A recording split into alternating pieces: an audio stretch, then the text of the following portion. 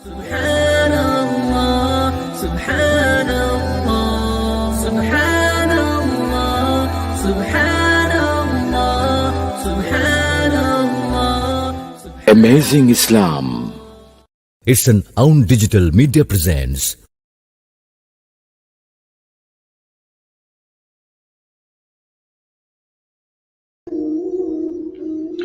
Assalamu alaikum wa rahmatullahi wa barakatuh. Alhamdulillahi rabbil alameen. Wassalatu wassalamu ala sayyidil anbiya'i wal mursaleen wa ala alihi wa sahbihi ajma'in. Rabbi shrah li sadri wa yassir li amri wahlul 'uqdatam min lisani yafqahu qawli. Ameen ya rabbal alameen.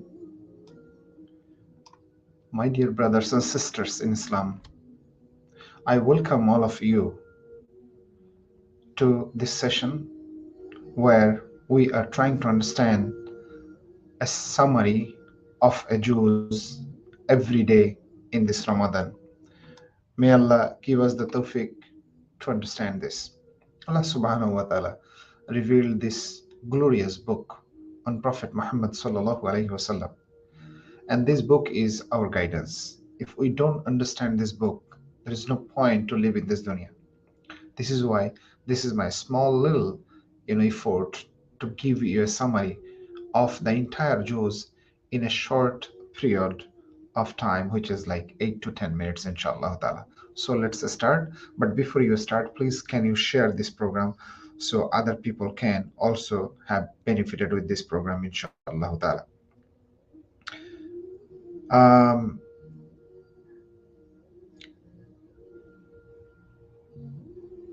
Please go to the share button and share this program with your friends and family, inshallah ta'ala. So brothers and sisters, as you know, Allah Subhanahu O'tala, the whole Quran has 30 Juz, and today we are discussing about the Juz-15, which is the middle. The Juz-15 starts with Surah Isra, giving a reference to the miraculous journey of Isra al-Miraj, and then speaking of the 2 episodes of instruction that came upon Bani Israel because they went against the instruction of their messenger. In this surah are also verses that highlight the power of the Quran. In verse 9, Quran that guides to that which is most upright, a quan, then reminding mankind, despite how they choose to respond to this masses, each one of us has our book of deeds tied around our necks, and will come with it on the day of judgment, which is verse 14.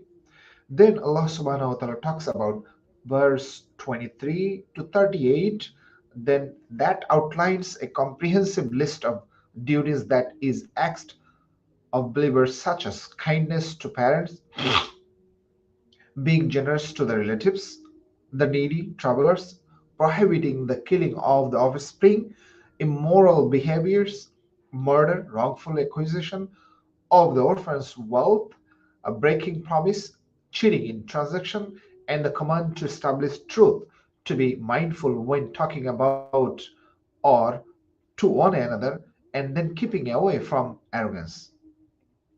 These then, Allah Subhanahu Wa Ta'ala, this then warning the entire mankind. This then follow a set of ayah commanding the disbelievers denial of life after death.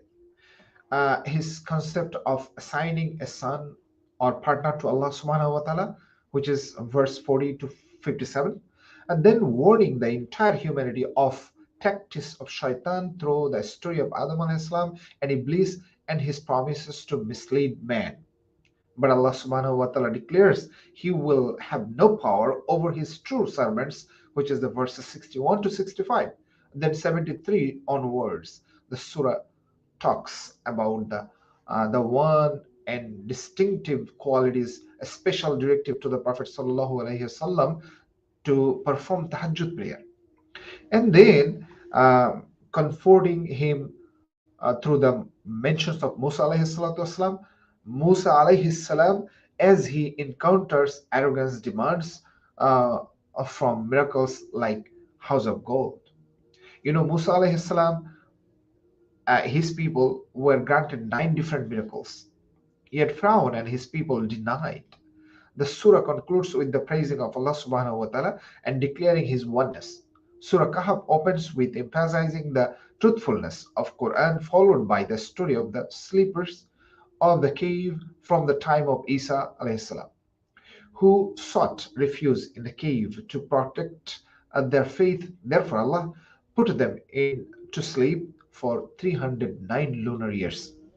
Allah Subhanahu wa Ta'ala then follows with the story of an arrogant rich man and a poor humble man, a reference to the story of Adam alayhi salam and Iblis to understand the root cause of disobedience, concluding concluding these Jews at 74 with the story of Musa alayhi salam and Khidr alayhi salam. 60 onwards, we have Musa alayhi salam requesting the company of Khidr alayhi salam to benefit from his knowledge. Khidr alayhi salam agrees on the condition that Musa alayhi salam will remain patient and not to question him about his actions. The Jews concludes with 2 actions of Khidr alayhi salam. First, he making a hole in the boat, and then Khidr alayhi salam killing an innocent boy in verse 74. Both times Musa alayhi salam and his and he raising Musa alayhi salam raising objection and therefore forgetting his promise to not to question his actions. That's how Allah Subhanahu wa Ta'ala ends these Jews with this story. Brothers and sisters, this was the summary of these Jews. I hope it will benefit you a little bit to understand this book, inshallah ta'ala. If you want to know more, as I say every day, go open the tafsir and understand from there. At least, this is the month of Ramadan, this is the month of Quran, this is the best month to understand this book. So if you have time, please open it, read it, learn it, implement, in your life, in your family life, personal life, and whole world can be benefited from your characteristics, inshallah ta'ala. May Allah give us the tawfiq to understand His message, and we'll see you tomorrow, inshallah ta'ala. Jazakallahu khairan. Assalamu alaikum wa rahmatullahi wa barakatuh. Thank you for watching this with me, and please share with your brothers and sisters. Assalamu alaikum wa rahmatullahi wa barakatuh.